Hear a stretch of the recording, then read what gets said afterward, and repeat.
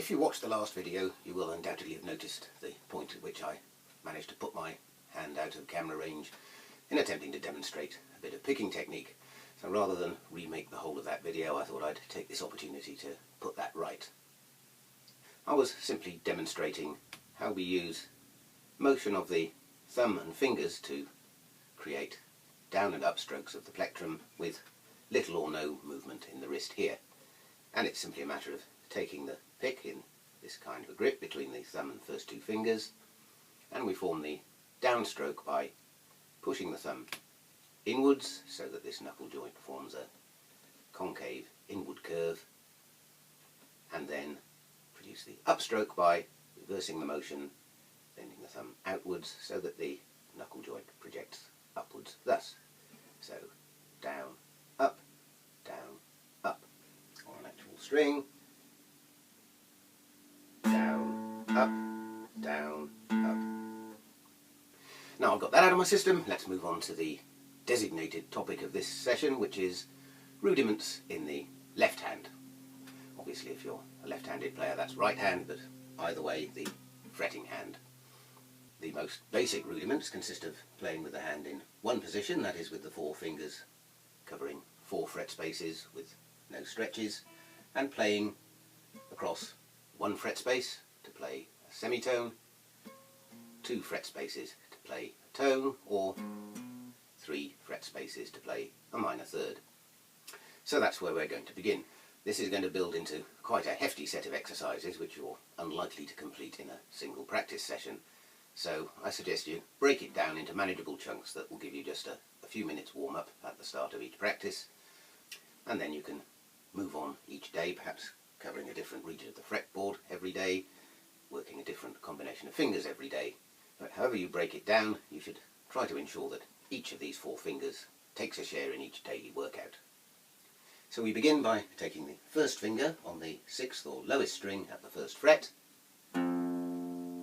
followed by the second finger on the same string on the 2nd fret.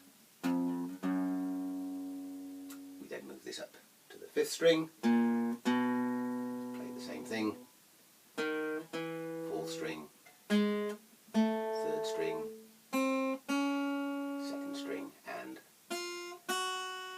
1st string.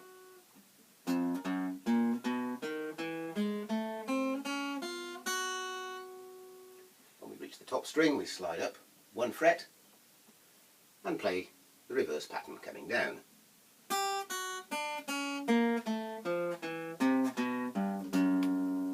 Up 1 fret again,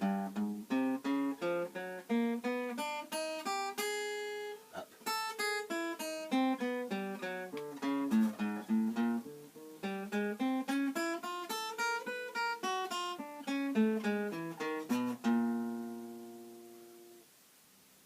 Now the aim is to travel as far up the fretboard as you can comfortably reach. This will depend to some extent on your guitar. If you have an acoustic guitar with no cutaway, you might finish up somewhere around the 13th or 14th fret. On some electric guitars you'll get all the way to the very last fret. Either way, once you reach the top,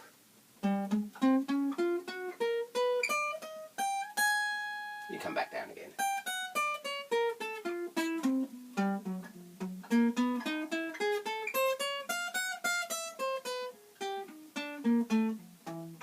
And so on, all the way back down to your starting position.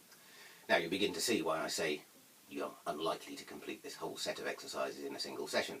But no problem, you can start perhaps just by moving up and down a few fret spaces, and then next time pick up where you left off and cover the next portion of the fretboard. As you develop and your speed increases, you find you cover progressively larger areas of the fretboard in the same amount of time.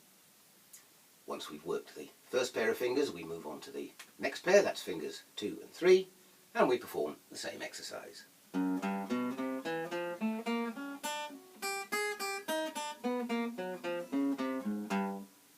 so on, all the way up and down the fretboard.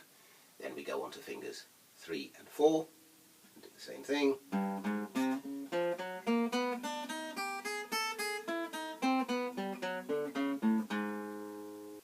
This is the pair of fingers that will probably need the most work.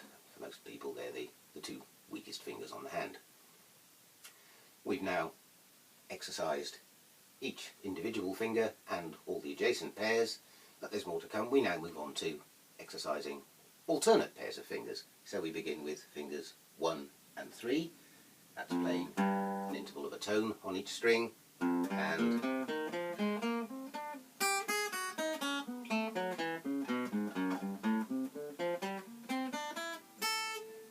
up and down the fretboard.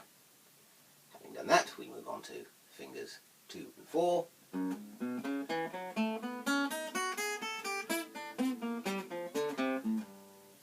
And finally, fingers 1 and 4.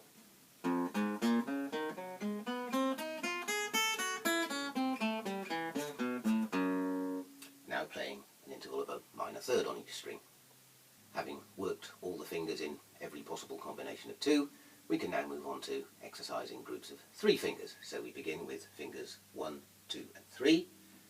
Play up the string 1, 2, 3, 1, 2, 3, 1, 2, 3, 1, 2, 3, 1, 2, 3, 1, 2, 3, 3, 2, 1, 3, 2, 1, 3, 2, 1, 3, 2, 1, 3, 2, 1, 3, 2, 1. From there we can go on to fingers 2, 3 and 4.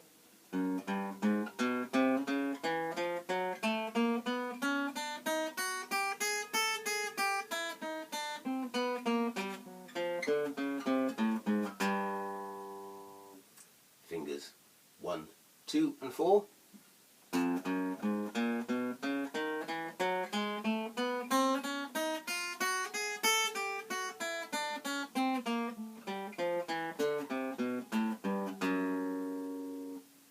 Fingers 1, 3 and 4.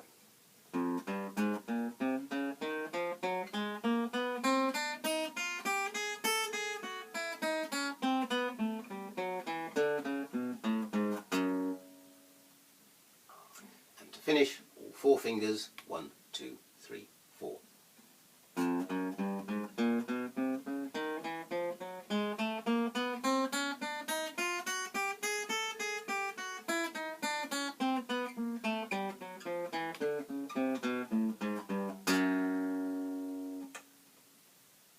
And we now have a set of exercises which work all 4 of the left-hand fingers in every possible combination. However, there's still more you can do, and I'd like to quickly run through a few more ideas for rudiments to finish this video off. Firstly, we can try using just left-hand articulation. This means that our picking hand takes a rest, and we play the notes using just the left hand with hammer-ons,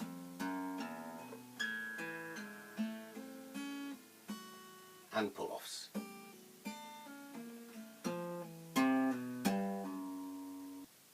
And we can work our way through these using all the combinations of fingers. Putting these 2 movements together and speeding them up creates trills.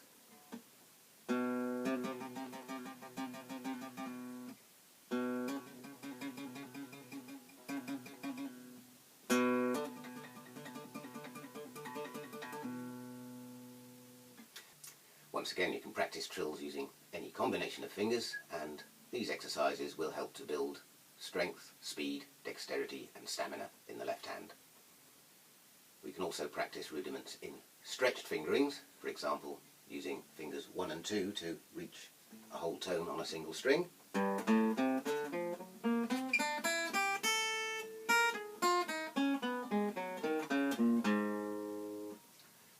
Or using fingers 1 and 4 to stretch a major third on each string.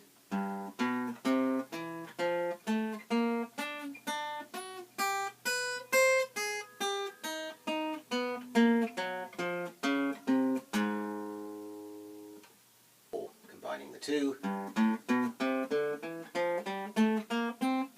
and so on. And last of all, you can practice cross-string fingerings in the left hand.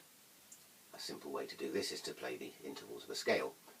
Now remember, we're practicing left hand movements here, so it's no good just holding down the shape and picking the interval. So in this instance, it's quite a good idea to leave your right hand out of it and play these just using left-hand articulation. So we could play major third, perfect fourth, perfect fifth, 6th, major 7th, and octave.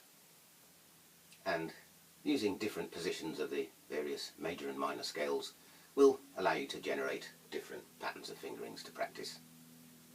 So that's Rudiments, and these simple individual movements of the fingers combine to create our arpeggios, scales, modes, and ultimately tunes and lead lines, improvised solos, etc. I'm sure you can devise other rudiments of your own to practice. Indeed, if you're learning a piece of music and you come across a particularly tricky passage, it's often quite a good idea to break it down into single small movements and practice each of those movements separately as a rudiment before recombining them to create the whole passage. We're now ready to move on to our study of the melodic elements of music, beginning with arpeggios. In the next video I'm going to take a broad overview of arpeggios, introduce the concept and various ways of playing them, before moving on in the subsequent sessions to look at the specific arpeggios relating to our common chord progressions. Once again, thank you for watching, and goodbye for now.